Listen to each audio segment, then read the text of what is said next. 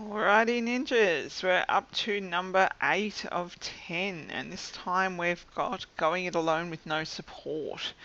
Um, weight loss and lifestyle changes, especially when you've really got a lot of weight you're trying to lose, can be a long, frustrating, and sometimes really quite lonely journey. And it's really important to find some sort of support to help and encourage you along the way, because it can be such a long journey. I mean, I lost 41 kilos once over a period of 12 months when I was probably about 22. So it's the younger you are, the easier it tends to be. But I found a really great little online support group because I found that a lot of the people in my life were actually sort of sometimes actively, sometimes sort of subconsciously sabotaging my efforts and sort of saying, "Oh, why don't you skip your workout and eat this, or let's go out, don't worry about that, or eat pizza," and all that sort of stuff. And I'm certainly not, as you know from some of the other mistakes I've been talking about, I'm not against people eating a piece of pizza sometimes and all that sort of jazz, or even skipping the odd workout, but they're sort of really actively trying to make it difficult for you and suggesting that your plans aren't, important enough to go carry on with, and they just really sort of get in the way and make it difficult for you to do what you've planned, and that can be really frustrating. It's because we've got these people in our lives, sometimes it can be easier to think, oh, I'll just do it myself. I won't tell anyone. I'll just keep it a secret, which I guess has its ups and downs and wins and losses out of that. But having someone who's genuinely in your corner when you're trying to make some really pretty big changes in your life can be invaluable. So they're going to be there to cheer you on if you kick one of your goals, which is pretty darn exciting. And they're also going to be there to debrief with you if things don't quite go to plan and sort of get you back on track before you really lose the plot. Because as we've seen in some of the other points, if you start thinking and feeling negatively about yourself, it can really snowball very quickly out of control.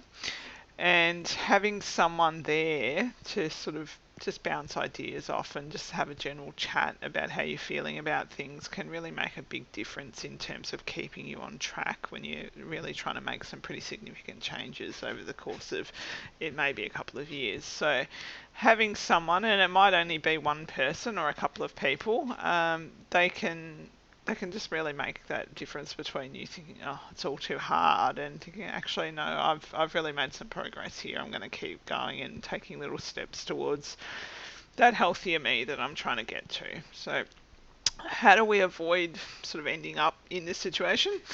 Make a conscious effort to surround yourself who lift you up with people who lift you up and give off some positive energy. Positive energy is massive. I could talk about this all day.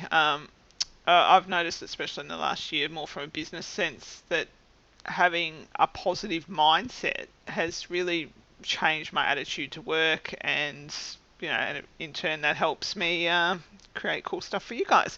And yeah, you just get tired. If it's a sustained effort like business or weight loss, that sort of thing, it it can really be hard to stay motivated, and you really need that positive vibe every day to keep you going sometimes. And there's nothing that can really sort of trump that. I think having a positive attitude to everything makes the biggest difference. It's incredible. So that's why we have Positivity Wednesday, and I'm hoping that some of you have started doing your positive jars, which are pretty cool. Make sure you use the Secret Ninja Society for extra support, because I'm sure some of you may be struggling with having people in your physical world that aren't sort of getting in the way of what you're trying to achieve. We're all there to cheer you on and when things go awesome, and when things go a bit crappy, we're there to lift you up and really talk through some things and get you back on track if you're feeling like the whole thing's a little bit too hard and what's the point anyway.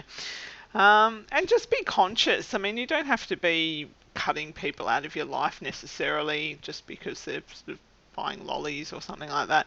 But just be conscious of how people in your life might be sabotaging your efforts, and just sort of remember that in dealing with them and thinking about how what they're doing might be having an impact on you, and you can sort of take a step back and say, well, no, I am going to do my workout, then we can go and do whatever it is that you want to do. Or no, I'm not really feeling much like having lollies. Just because you've put them in front of me, it doesn't mean that I have to have them if I'm not feeling like them. So it's just little things like that, just really being conscious of what people are doing around you that may be affecting your efforts, and finding those people that are really there to support you no matter what, which is really very important when it's a big, long journey.